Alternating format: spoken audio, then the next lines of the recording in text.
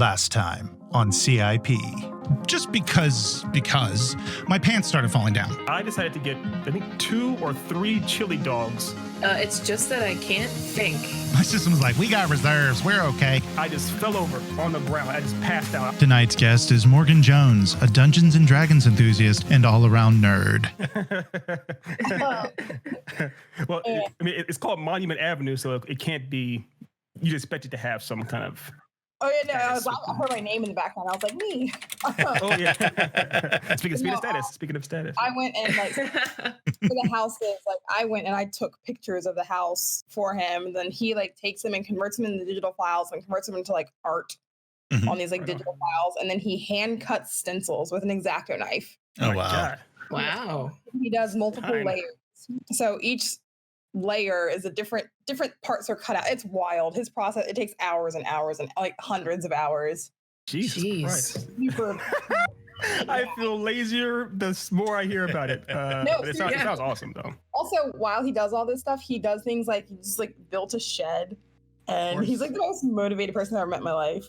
I love it. And thank him again for curing COVID. I'm sure he did that in his spare time too. Yeah, he's working on it. Speaking of curing COVID, there is no transition. Smash cut. There is the worst segue that went award. A weird way, place. For me, that went a weird way for me, which is actually impressive. But thank you so much, Morgan, for coming back to join us for the show. You look extremely clean. I love your hair. Nate, I love your face. Ari, I just love you. I can't quite see you, but I love you. Oh, thank you. Thank you very much. Of course. I love you too, buddy. Oh, besties. So, I will be honest. I rewatched our episode from last week because I actually really liked the story we did. I just enjoyed it so much. And we've talked about the episode, so we feel pretty caught up. So this is part 2 or Act 2 and Act 3 of Morgan's story. We don't really have a title necessarily just yet. We can figure one out. Morgenstern. We'll call it Morgenstern. Morgenstern. That's someone's name. I know. Maybe it's the name of the town. Maybe we don't go with Hanksville. Although I do like Hanksville. I like Hanksville. We can go either way. I'm cool. I would do Hanksville. I don't want my name in it. Okay. So we'll say Hanksville for now, and we'll leave it Morgenstern as the working title, like Blue Harvest for Star Wars. Morgenstern. I want to write like some weird like Cloverfield, like a horror story. Yeah. That does. I mean, that actually works better. That has ominous kind of undertones if you call it Morgenstern. Either that or a Mel Brooks comedy. Well, yes, yeah. Can they be both? Can it be both? Okay, no, those.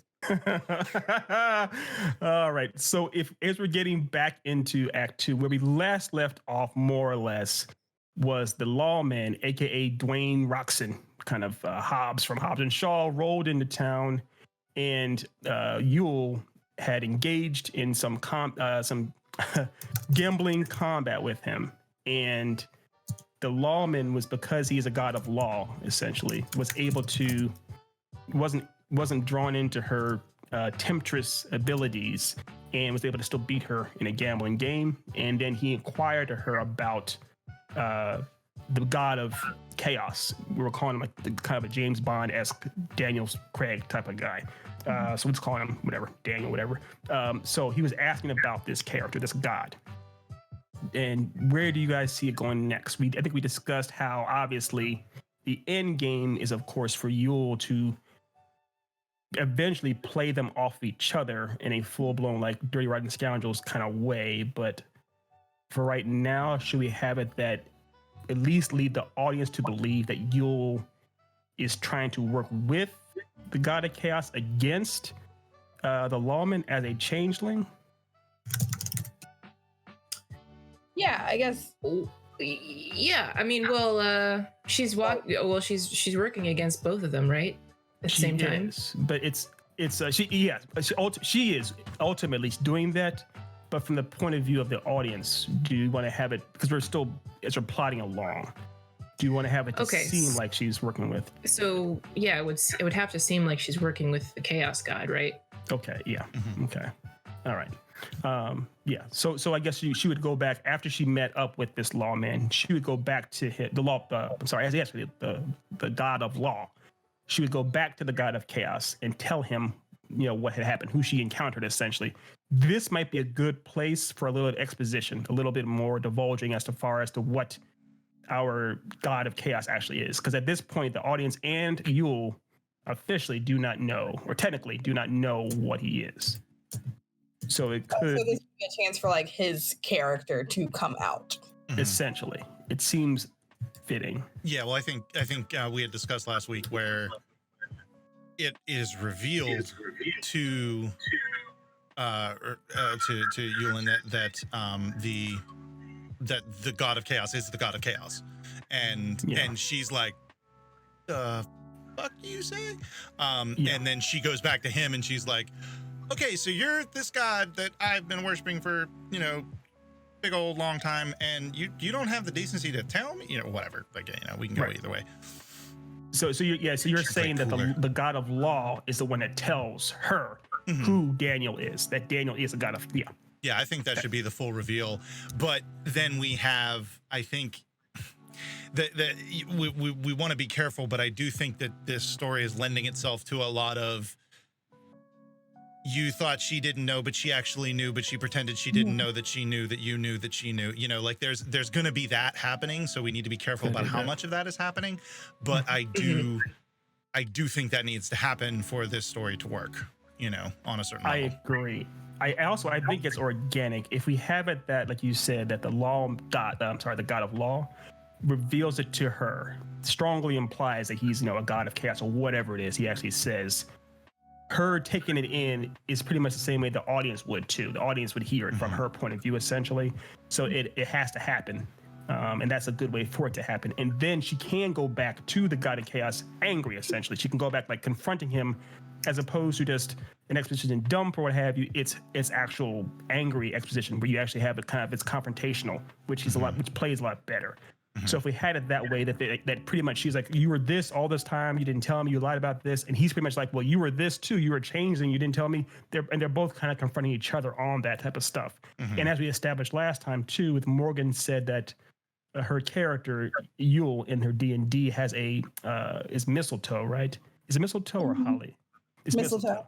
So that charm that she has, it's in her hair, has kept this god of chaos from being able to recognize who she actually is as well. And he's upset because he doesn't, on some level, he can't get a full read on who she actually is.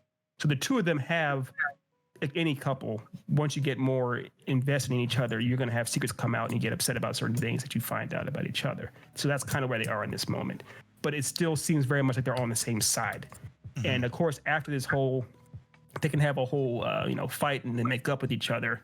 Then it becomes that much more. They can become that much more united, and they can be pretty clear. Like, the god of chaos is like, okay, let's work together to try and get this guy out of our town, because obviously Yule wants chaos. Yule likes chaos, and she feeds off that herself. So the two of them team up to try and they try to work up a plan, essentially, to try and get the god of law out of their town. Yeah, they definitely team up, but then, I don't know if you want to make it part of the like known narrative or not, but she's still just playing her own game. It's like kind of how I imagine it. Yes, that's very much the case. Yeah, it's 100% the case. It's just a matter of how much the audience knows about what Yule is doing. So we're trying to, at least, because we said Kaiser Sose-esque, the audience doesn't know that she's known all along. She's deliberately trying to play the two of them against each other, all of her machinations behind the scenes. Yeah. Okay. All right. There we go. Okay. So sorry. I guess I was on mute. I think I think it should be that there's a question through the whole movie or story that, which side is she on? Is she, is she playing because I think there's going to be an element of her coming back and then them deciding, okay, let's work together. Okay, let's pretend like you pretend that you're going to work with him so that way you can thwart him, whatever. And so there becomes a question of, okay, is she double crossing the Chaos God, or is she like, what is she doing? Where is this? And you're trying to decide which side she's on. And then at the end, you find out she's on her own side. Yeah, I agree. Her personality and her character still should seem a little you know, she's what I think what you said, Morgan, in D&D, she is a neutral, chaotic neutral, right? So Yeah. she shouldn't seem like she's ever completely one way or the other. She should see from the outside looking in, she still seems kind of not entirely sure you should trust her. And there are times when you think, oh, okay, we can trust her a little bit more. And times you want to trust her a little bit less. But ultimately, the story proceeds where it seems like her and the God of Chaos are working together. Yeah. Yeah. Okay. All right. So I guess one thing we actually established, she's a changeling. So one thing, I'm trying to think of a strategy that a changeling could use to trick a God of Law. And again, she does have. Go ahead, Morgan. Oh, I was gonna say the trickery. I'm sorry, I just like spit a little bit. The trickery comes in a bit with like that mistletoe. So we said that it's like something that she has that's protecting her from detection. So she's able to almost effortlessly trick gods, Yes. which she shouldn't be able to do. But yeah. So to prevent the mistletoe acting as kind of like too easy, Deus ex machina type of a thing, what if the mistletoe itself is like a symbol of law in some way? So the fact that she has this like talisman that is a law talisman that prevents the chaos god from seeing through her, because it's like a center, it's like a nexus for I don't know, just something that ties it in a little bit better. But I don't know how we would explain that. Well, maybe the mistletoe could have. So we could say that she's just had this mistletoe since birth, right? Right. I think we talked about that last time. Yeah. So that she's always supposed to have had it on her, and it could be like completely unbeknownst to her that this mistletoe was a totem or gift from a more lawful god to her parents or anything like She knows that it hides her from the god of chaos or any other demigods or gods, whatever, but she doesn't know that it came via the god of law. Yeah, and so maybe that makes her stand out to the lawful god a little more, and then also in the same vein would make her more trustworthy to him. Yeah, 100%. 100%. It's like her having a badge on her in front of an undercover cop or something. Yeah. Yeah. And he's like, where'd you get that? I see you've been blessed by me or something a little bit. Yeah. I mean, literally, if he's a guy, if that's his actual, you know, arms. Is this going to be the harbinger? Say it's his secret calling card. Yeah. So okay, good point. So, but both of you said, Nate, you mentioned the harbinger. Yeah. If we keep it that he's not exactly the quote unquote god of law on Mount Olympus, but is a harbinger of that being, we can then have it that the actual god of law, this is his actual official thing. That way, the harbinger himself didn't do this, didn't give it to her, but he sees it, he recognizes it that it is, or acknowledges that it could be, that she's a friendly. Yeah, he can recognize it as a calling card. As a calling. Yeah. So this isn't a god versus god. It's more or less a messenger of a god versus a god. And I also think that would give a good excuse that he would recognize the totem, recognize it's from, his boss, but he is unaware that part of its power is being able to conceal her from him. So he's in terms of trickery, and I think that also gives a interesting way for us to have her trick him, because since he is a harbinger of the god of law, he thinks he can't be tricked because he is connected to this god of law. So she can. So he's like almost like a trusting, do whatever you want because you can't trick me, because that's all part of the package. He's the Boy Scout. He's the Boy Scout. Yeah. I like that a lot, because it does ultimately, as we established, Yule is but 3 or 4 steps ahead of the entire story, especially the guys in it. It does make it a little more believable that she's able to fully harbinger than 2 gods at once, and one's a god of law. That it does. Yeah, it seems more. And also because she's involved with the god of chaos, it's easier for her, and he's fallen under her temptress ways, what have you. It makes it a little easier for him to be swayed as opposed to this god of law who hasn't been. So yeah, I'm sorry, this harbinger who hasn't been. So yeah, I like that. That's a good idea, Nate. Yeah. Okay. All right. So the harbinger believes she's on his side. She's able to, she really didn't really even have to do too much changeling stuff around him. Just her up front is all he needs. And he can just see her as she is with the actual, the totem, the mistletoe. And she can pretty much try to convince him, I do know him. He's over here, he's doing this or what have you. We could even have it so that possibly, I think Morgan said last time, where we could have it seem like we could have her pose as the god of chaos, go to meet him or something, as far as like setting up a trap or something like that too. Yeah, well, we just need to figure out, okay, so we know to what end she's doing all this, which is to be the new god of chaos.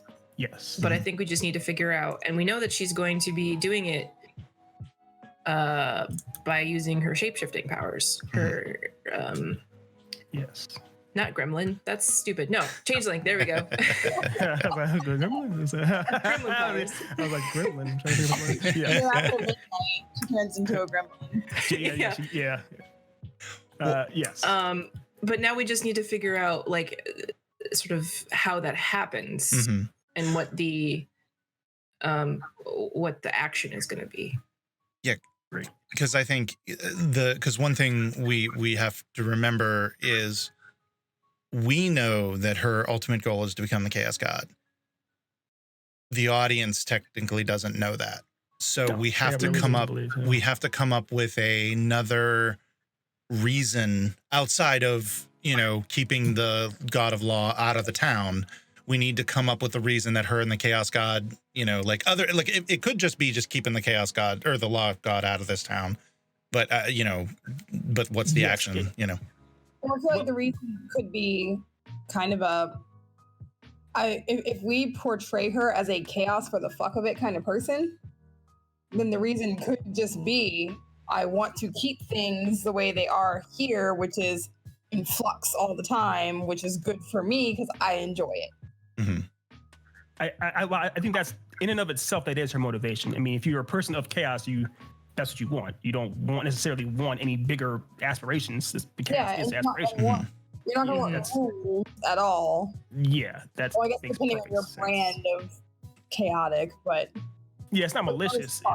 The idea is neutral. Yeah, for the most part, it's either like anarchy or rules. So one thing that did occur to me is we're calling her a changeling in one sense, but there's another sense where a changeling too could be. I'm guessing the harbinger. Again, the harbinger is not the actual god.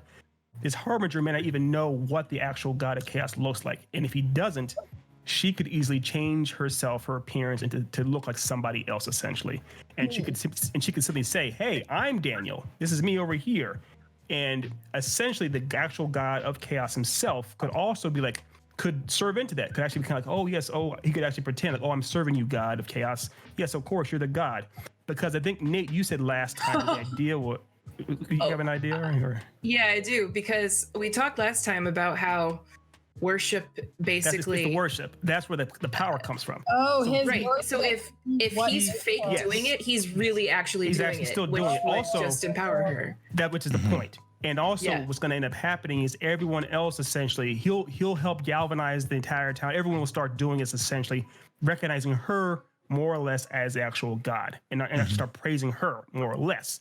And as this is done, they are unaware of the fact this is actually real. It's actually happening, essentially, because she is a demigod. It takes shape. And it could be down the road that essentially when the harbinger tries to basically arrest her or detain her or whatever it is, she could change again to a different shape, and the harbinger can't find her. We could have it that she rolls on the god of chaos, whatever it is. The idea is that once we get into place, that everyone is openly praising Yule and saying all kinds of things to her. The power starts to shift because they're openly, and even the god himself is openly praising her instead of himself, the power is already starting to shift. Yeah, that's the whole game on some level right there. So that being the case, I think you would have to. So the Chaos God isn't dumb, right? So if all of the townspeople are suddenly like Yule, he'd be like, and we gotta pull back on this because I can see where this is going, and that's bad. So I don't think that she can be so obvious with that play, but she still needs it. So I'm wondering how we could. Well, I feel like if she convinces him that it's his idea, that's one part. Yes, whether it's intentional or not, she gets him to like, look, I'm doing this for you. I'm gonna pose as the Chaos God. Show reverence to me. Get your people to show reverence to me. And even though it's fake, that begins a shift of power. Yes. Maybe. Right. What I mean is that. Oh, sorry.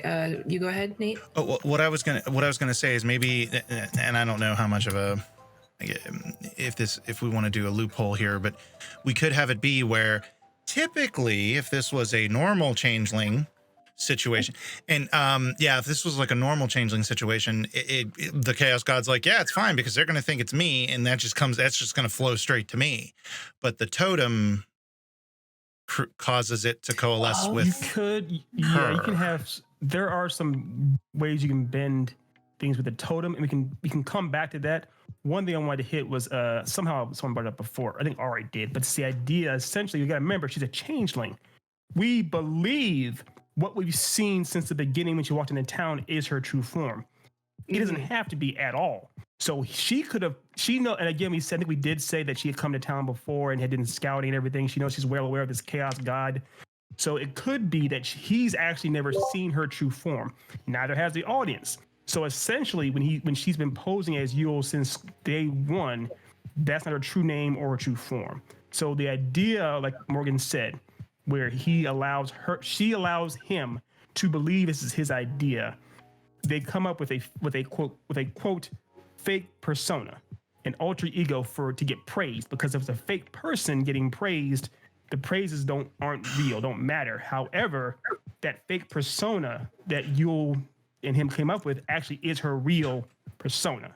I know it's getting it's a lot of complications, but it's not as complicated as it sounds. Well, here's the thing. That's what I was going to say. It does seem like it is a little complicated, because I can totally see people walking out of the story going, okay, so who was who? Like, how did she? So maybe I like the idea, but maybe we can pull back, maybe do something a little simpler, and have it be where that's the harbinger. See, we can use the fact that we haven't seen the God of Law yet, and we could have it be where the fight of the God of Law and the harbinger and the Chaos God and Yule happen, and we can figure out some clever way, and the God of Law wins. The God of Law gets the praise. He's getting the praise. Yay, praise. It's not the God of Law. It's Yule. Do you think the harbinger would? The totem. Yule tricks the god, or throws the match, essentially. She figures out a way how to, because she's fighting with chaos, we can figure out a way how to make it where she's in two places at once. She's a demigod, changeling, things happen. Sure. And have it be where she intentionally throws it, but the Chaos God thinks, oh, legitimately lost, got it, bye, see ya. And then she, goes like, okay, I'm here. Hey, everybody, praise me. Come on. So and then they do. And then I like that a lot. There is one thing we do have to be aware of. This is so essentially the idea was that the praises are what give the power. So we have to have it that the people are praising more or less this God of Law in a town, that has been thriving off of chaos. I don't know that would be as easy of a thing for them to do. Yeah, I like that idea a lot. I like that idea. I think that it would work better if we hadn't already established the whole, like, this town is a chaos hotbed. It's Sodom and Gomorrah. Yeah, that's like, only. Or we could make it work. If if the people in the town are like craving law ever since the law god arrived, so they're suddenly drawn towards this need for order. Yes. And so what ends up happening is essentially we do see the Harbinger and the God of Chaos going at it a little bit here and there, but obviously the God of Chaos is still posing as a servant to Yule in disguise, and Yule can start posing as this guy that the God of Chaos is aware of. However, she can also pose as the actual God of Law, and so we can have her kicking it too. That when we see that once the God of Law shows up, essentially starts putting things into shape, and actually does, like you said, Nate, confronts the God of Chaos essentially right in front of the town. The town kind of may respond to it pretty well. The God of Law never actually showed up. He was never there. It was always the changing from the start. That's what you're saying. Yeah, that's what I mean. That can work. Sorry. I was just going to throw out there that also I don't think if we go this route, I don't think we should do that God of Chaos pretending to be the servant, because that adds a level. I think it should just be God of Chaos, Yule versus God of Law, Harbinger, and then so just kind of like pit it that way. And and another. Good. Go ahead. I was just going to throw. I was trying to figure out how they team up. What would they do together? What plan would they have together? When it's her and the God of Chaos teaming up against you. Well, I think it would just be, let's just kick their ass. Actually, we might actual fist fight. You guys want an old school fist fight. Yeah, it's like, hey, we got spells, we need to use them. But I think another thing, and I'll just throw it out there and then I'll shut up because I know I've been talking a lot. But another thing to also maybe add in a little bit of like the whole like craving of law thing, which I really like, is let's throw in some WandaVision and let's make it that a part of this town, like the actual inhabitants of this town, are not there willingly. The God of Chaos needs these people to stay there and run the town, so that way all of his, all of this, the running back and forth, the cronies coming in for the chaos, they're there. But the people in the town are like, I just want to not run a gambling table anymore, I like it. I don't know if we had to go that far as they're almost brainwashed. Well, I don't want to go brainwashed. I just mean like, if I leave, God of Chaos kills me. Like, yeah, because I don't want to go to that extreme. I still want them to be. They're more or less like when you're drunk or when you're on drugs, you don't really know. You're you're kind of drawn in. I kind of want it to be that effect. It's an effect. His charm as a God of Chaos kind of has an effect on them that they're unaware of, something like that.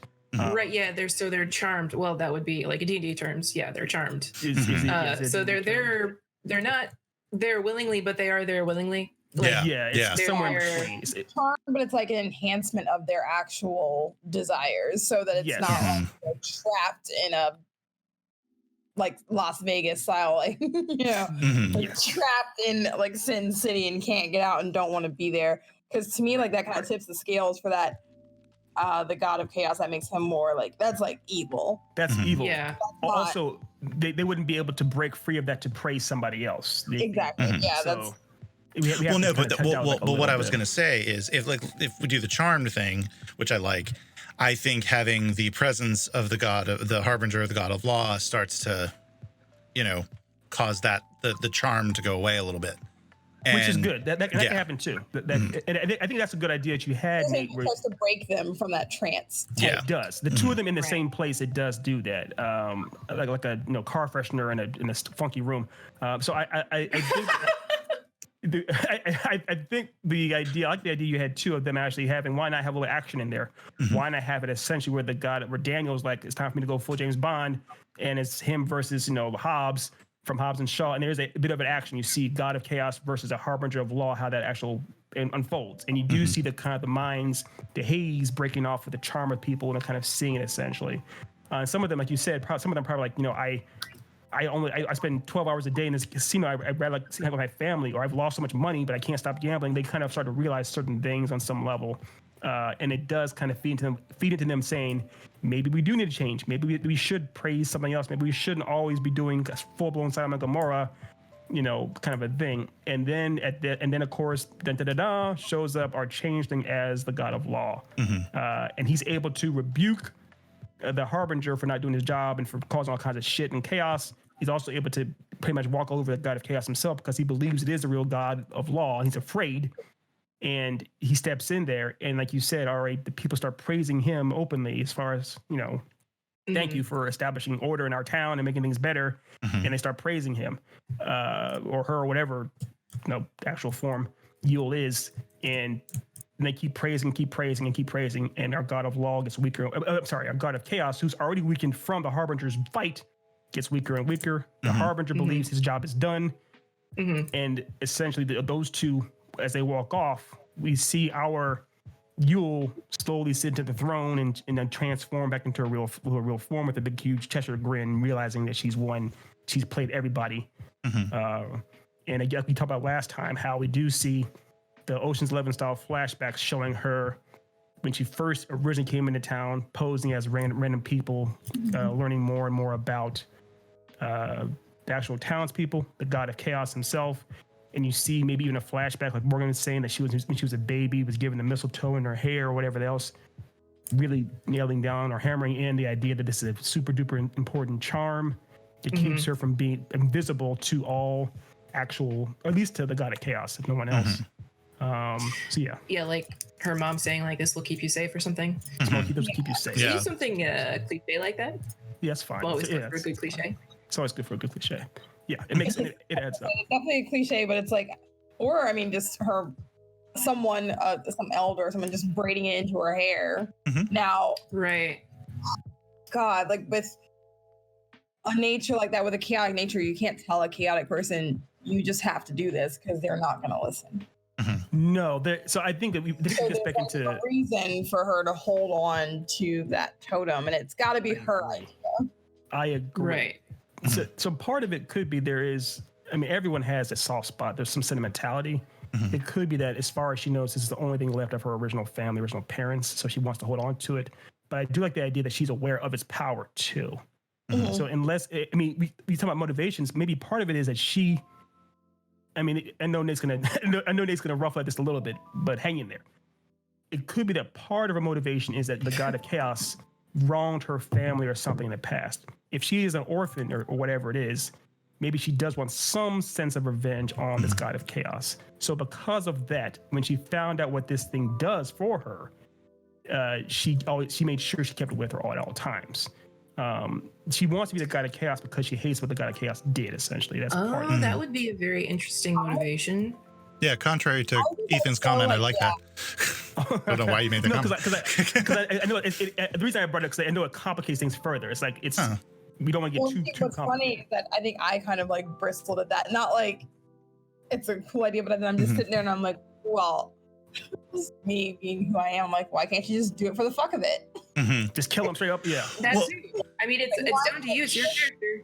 She could. Yeah, why can't you just be driven by pure hedonism? And this is just what I want. Like I'm just doing what I want. Yes. Well, there's one thing.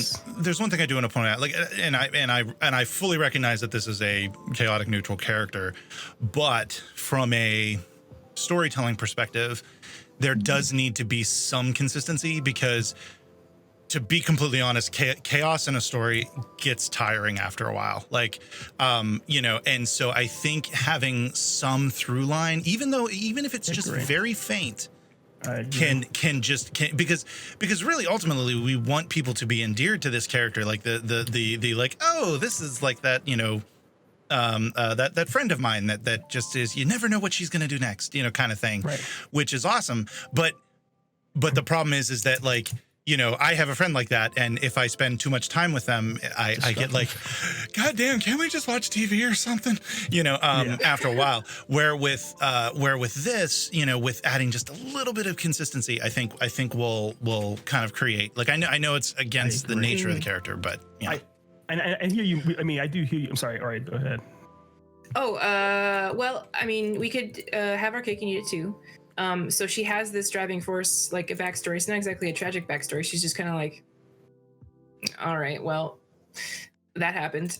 But then when all these events happened, she can just see an opportunity to do whatever the fuck she wants. Mhm. And she already has this built-in motivation to kind of go with it. So maybe she's like, I wasn't going to do this, but then you showed up. Mhm. So I did.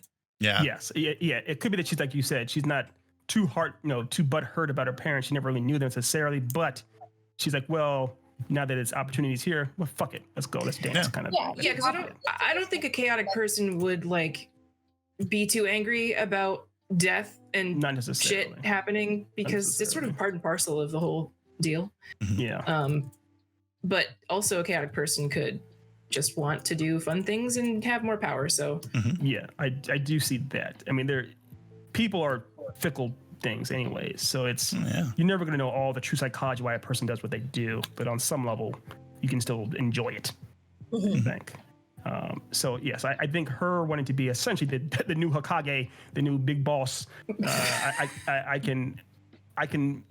we can all on a very cursory level appreciate that. It's like when she sits down at the throne or whatever it is that they have in this in Hanksville, we can all say, okay, we understand why you did what you did. It makes perfect sense. Why when Kaiser Soze, spoiler alert, walks out of the office of the police station and smiles, we understand why he's smiling.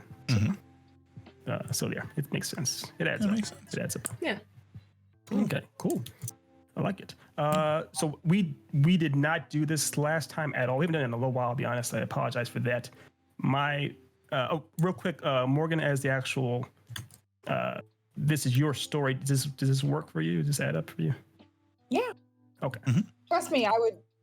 Oh, I'm vocal. She just shut us down.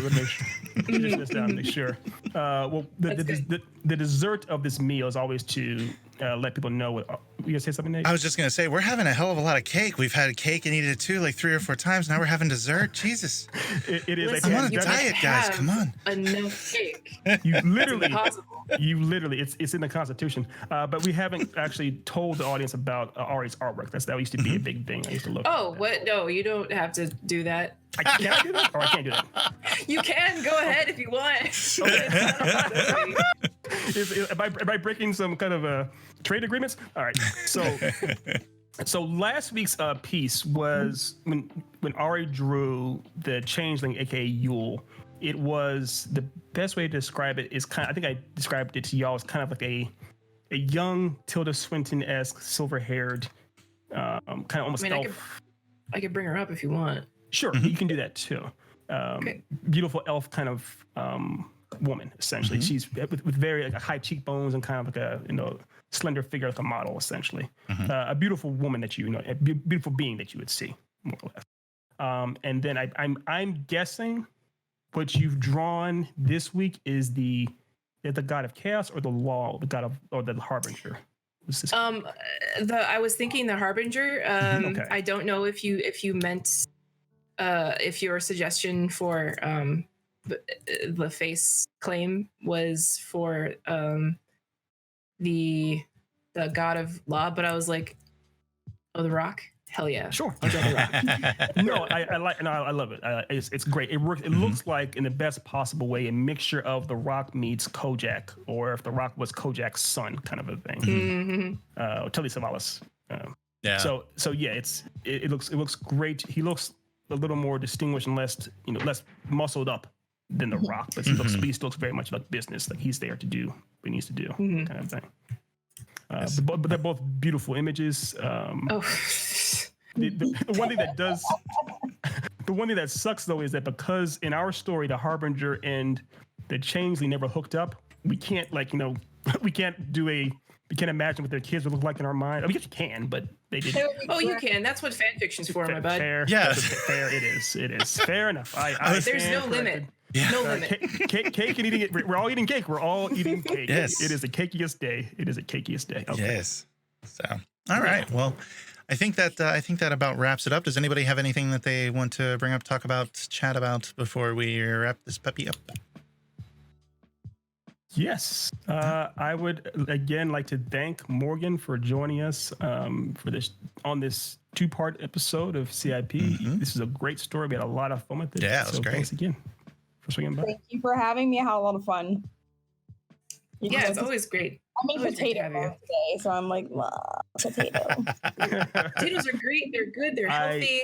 Mhm. They're full of Tate. No. They are full of Tate. That is Potatoes. oh that for a second there I thought you said taint, Oh. and yeah, that was like whoa. Anyway, Why, Sergey? why? Hey, I'm just No, calling it that's- like I hear we it. keep, Anyway, we keep the potato taint in the bedroom, right? Oh, righty. On that note, we need to kill our mics. Kill all mics. oh my god, Next I want you to draw a potato taint, okay, please. Okay. I will. Oh, I can't do it on stream unless we're an adult stream. Or, I don't Yeah. know. we are We are labeled now. explicit, We are. but I will commission this. I will Venmo you whatever. Oh, we might get deplatformed. Consider but- it. It shall be done. We're going to have a whole line of merch that's literally taints on shirts and everything else. Oh god, is that going to be? Potato. Potato. Wow. And now it's time for another story called Potato. Oh my god. That's what it's called. This story is called Potato. I'm locking it in now. Potato. Potato. All right. Wow. Potato. How did we get here? I don't even remember. I will take all the blame and run very far away. No, I'll take the blame because I'm the one that asked if anybody had anything before we left. Yeah, it's your fault for asking us. Yeah. And How that we're led doing? us to potato. Okay. Jesus Christ. Here's All the right. problem. Ari's going to draw this character for real. Yeah. It's I'm gonna draw going to it. look, it's going to happen. I'll draw it off stream so that you can decide whether or not it's appropriate to show, but I'm going to draw it. It's inappropriate. There's no doubt about that. It may be awesome, but it's inappropriate. I'm unreasonably excited about this. So okay. All right, okay. All right. Well, This all happened. before we come up with another obscene character for Ari to draw, we probably should wrap this up. So thank you again, Morgan, for joining us. It was great having you, like Ethan said, and we will love to have you back at some point for another storytelling. And for those of you who are watching, thank you for watching. Also, be sure to check out our YouTube channel, Twitch channel, podcasts. If you go to www.thecipnetwork.com, we have a store with a bunch of Ethan's books, and we also have links to our merch store and the Echelon Graphic Novels merch store as well. So be sure to check those out. Thank you so much, everybody, for joining us, and I hope y'all have a wonderful day.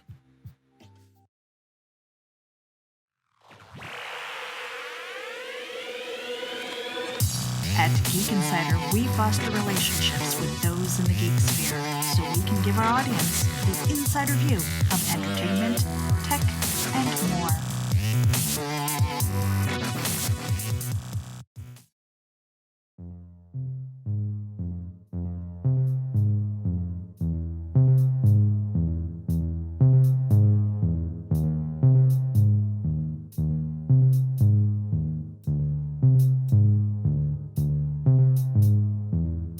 Once upon a time, our storytellers gather, bringing with them only a set of dice, a scroll of magical story elements,